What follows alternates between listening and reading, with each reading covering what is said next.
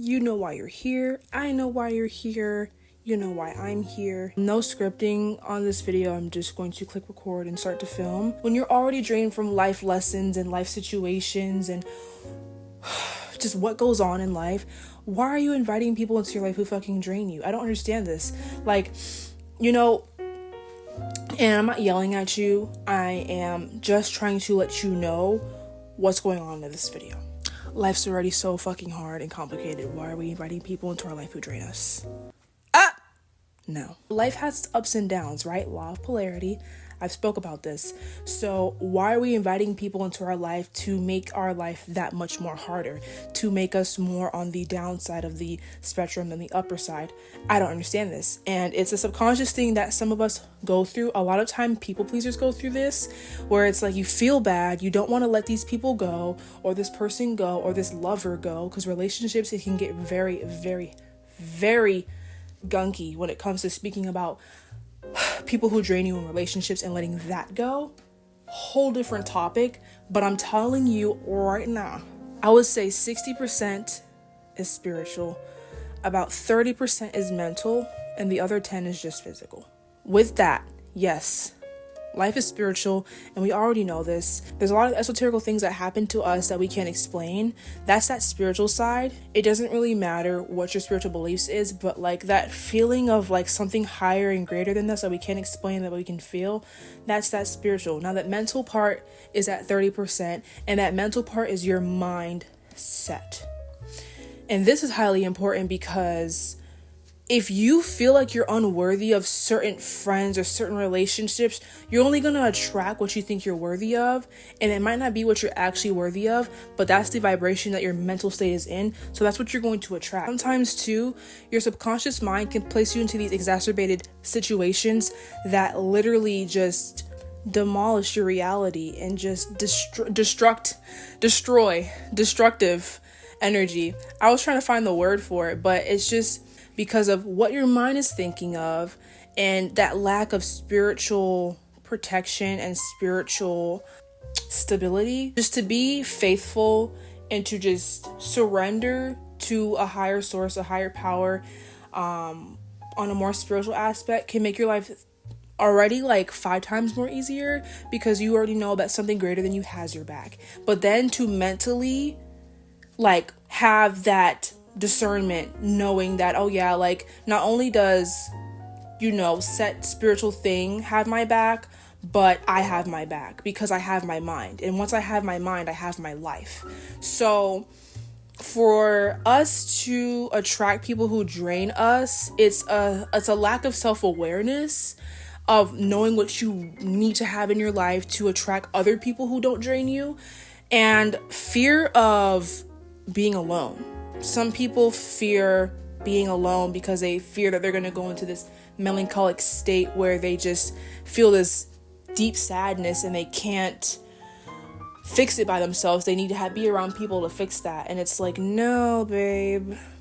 If being by myself for 2 to 3 years means that after that state, I get to meet the people of my vibration, of my dreams, like who really don't drain me, but they uplift me, I'll do that. I'll wait those 3 years. The issue is a lot of people hate being by themselves and they don't want to admit it because we distract ourselves with so much different things.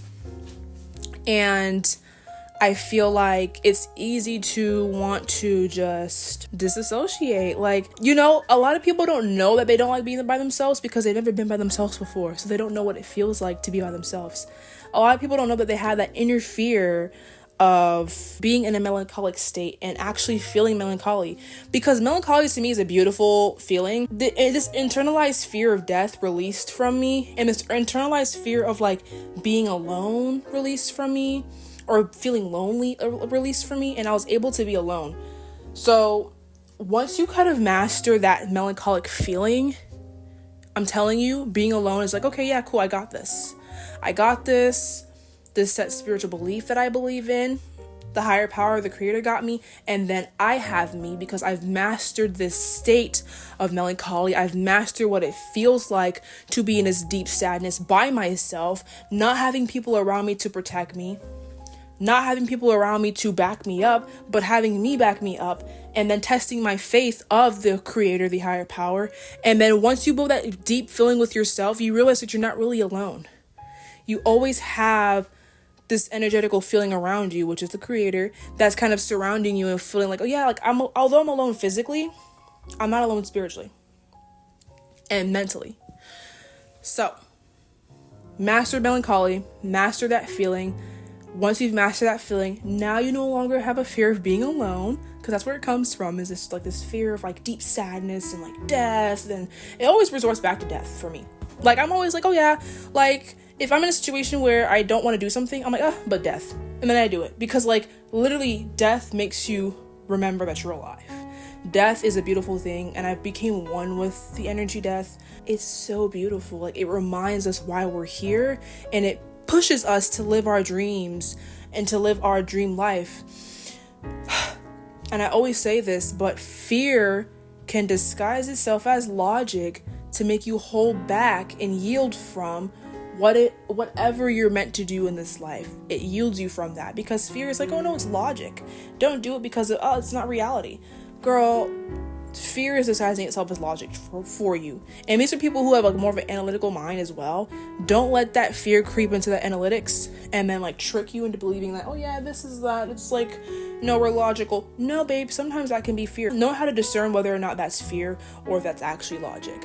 Because that's like a fine line nowadays, especially with me and my brain. How my brain works, it'll go into this, it'll go on this rampage, and it'll teeter-totter between like melancholy and bliss. Melancholy and bliss. So then I had to find like an intermedium. I had to find like a middle ground and be like, oh, okay, like, so I know how to feel when I'm feeling melancholy. I know how to feel when I'm feeling bliss. And I know how to not overindulge in both of those feelings, because then overindulging in bliss, once melancholy comes around, you are like, girl, you're like hella suicidal. You don't want to live anymore because you got so caught up in bliss you forgot melancholy. And now melancholy is here to remind you I'm here, and now you're just crumbling. I hope I'm making sense to you guys. I went on a rampage about, I kind of, yes, back and forth between like these two feelings. And once I found out like you need to find a middle ground, don't overindulge in feeling super blissful, but don't overindulge in feeling melancholic. You create this superpower of like emotional intelligence, in a sense, that's like, wait, like I'm no longer swayed by my emotions, because my emotions come and go just like the waves of the ocean, and I no longer am ruled by feelings. Because I think that sometimes our feelings, especially as like a feminine energy, or if you're a person who just feels a lot of things, feelings can sometimes sway us into like heavily like one emotion and then the next emotion, and it can sway us to do these certain acts that don't align in the next 2-3 days. And it's like you can't move out of emotional, you can't move out of feelings. You have to kind of wait till your mental kind of fills in, and you gotta wait till you have that clarity before you take that action or movement. And that's just in general with life, and especially with coming to decide who you invite into your life. Like, don't move into a situationship with somebody out of your emotions. And it's very hard, it's very easy said than done. When you feel so intensely for somebody and you want to like be with them for the rest of your life, you have to kind of know how to stabilize that energy. Don't overindulge in that energy. Allow yourself to feel it, but like don't indulge in it just yet. It takes like a superpower to like feel passion intensely, or like feel compassionate energy or a certain way about somebody, and not leap and jump towards that, but instead like being brought these emotions from this person you met, taking a deep breath. Like the feelings can get overwhelming, but like know how to use your moral compass throughout that overwhelming emotion, and just kind of like, okay, I feel so intensely about this person, but let me sit back and let these feelings swarm me over, cover me like a blanket, and see how I feel once it's swarmed. Because as soon as we feel these emotions for somebody, we want to leave, and jump and like talk, like, we kind of want to like, I guess it's kind of like our instinct to not want to like sit there and feel it for long enough.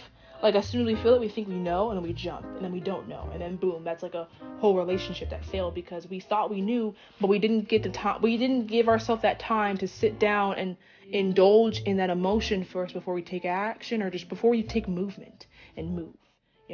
So this kind of helps you discern who you invite into your life, because if you move fast to somebody who doesn't reciprocate the same way, same emotion, same feeling that you feel, who doesn't reciprocate, but as soon as you met them, you thought you knew, and then you didn't sit there and indulge and kind of feel those emotions first when you meet that friend or person or whoever you're meeting, and you just move as soon as you feel it, as soon as you feel whatever you feel for that person, you're gonna be my best friend. Okay, don't say anything though, don't move or take any movement first. Sit there for a few months and feel out this person. Don't move so fast because you think because then here comes energy.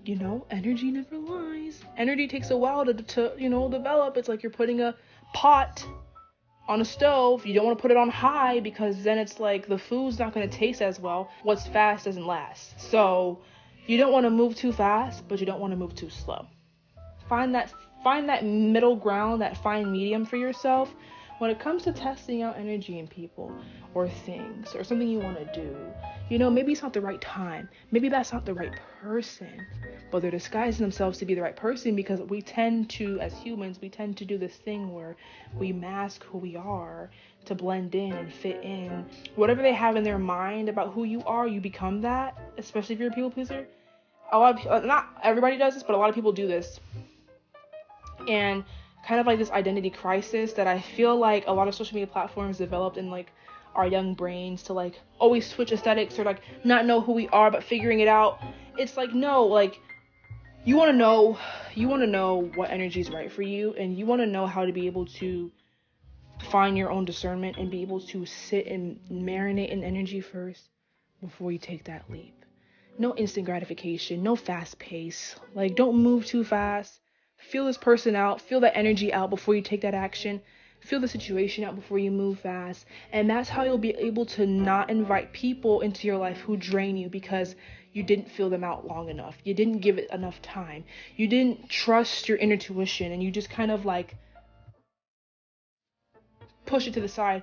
Oh no, but once you kind of catch yourself always defending a person, that's how you should know something's not right. If you're always trying to in your mind trying to come up with the reasons to, oh no, you have this one side saying, hey, this, and then you're oh no, but